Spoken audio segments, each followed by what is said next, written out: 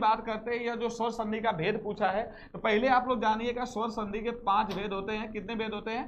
5 भेद होते हैं। पहले एक बात ध्यान रखिएगा, और वह 5 भेद कौन कौन होते हैं। तो पहला याद रखिएगा दीर्घ, हम इसका ट्रिक भी आप लोग को बता दे रहे हैं। दीर्घ स्वर संधि होता है, दूसरा जो होता है वह गुण स्वर संधि होता है, तीसरे की अगर बात करें तो वह वृद्धि स्वर संधि होती है। क्या होती है? वृद्धि स्वर संधि।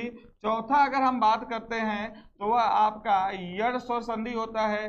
पांचवा अगर हम बात करें तो वह आपका अयादि स्वर संधि होती है।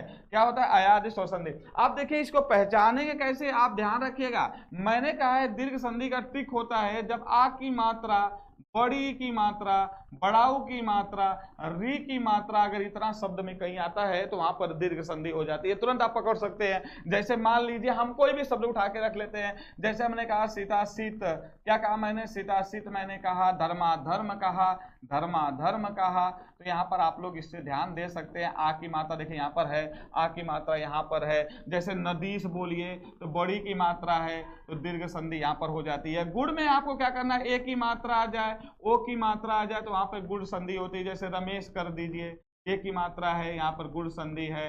मनोहर, सॉरी मनोहर नहीं करिए। अब जैसे देखिए महोदय कर दीजिए,